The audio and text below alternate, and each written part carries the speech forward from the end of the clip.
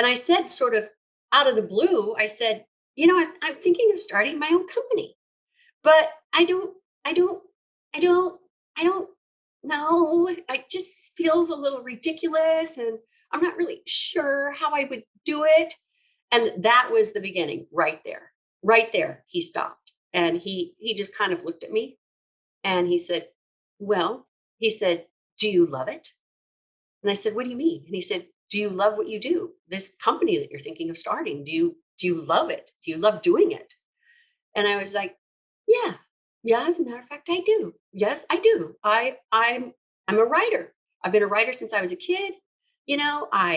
I started writing when I was maybe 7 or 8, and I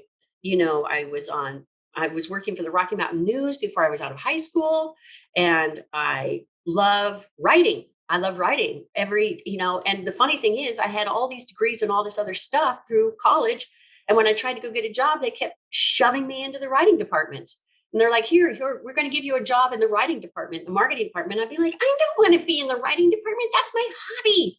I'm not going to make any money doing that. I have degrees. I want to be in research. I want to be in the laboratories. And they're like, no, no, no, no, no. You need to be in the marketing department. And I was that, this is just ridiculous. So I always used it as a fallback, but then I never really took it seriously because it came so easily to me that I thought, okay, well, no one makes money at this except maybe Stephen King. I mean, really, I mean, I can write a few freelance articles here and there, I guess. I had no concept at the time that writing is everything, that you write everything, that you write Kleenex boxes, that you write the back of, juice boxes. I mean, it's absolutely crazy. I mean, I always tell people that the first two things that'll come back after the world ends are cockroaches and writers, because we have to be writing about it. We're the ones who have to talk about it. So anyway, I resisted the writing thing, not recognizing that that was why I was put on the planet.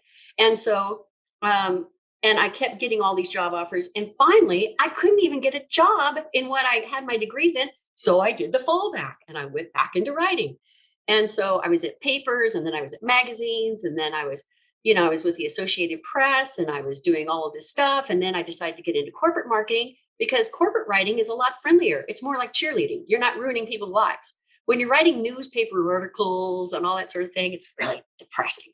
So I loved Remax. Everything was going great, but I really was feeling this, I mean, I loved it, but I was like, I love it, but what if I could do, what if I could, maybe if I thought. But when I actually mentioned this to Bob, I had no idea that I had even really been thinking of it that seriously. It surprised me as much as it surprised him, I think. So getting back to Bob asking me that odd question, well, is it something that you love to do? Every single one of us was put on this planet with a purpose, and every single one of us has something in our bones and in our soul that should be expressed, that needs to be expressed, that can be expressed to the world. And it's sitting right there at your feet. It's ready. It's ready to make it happen.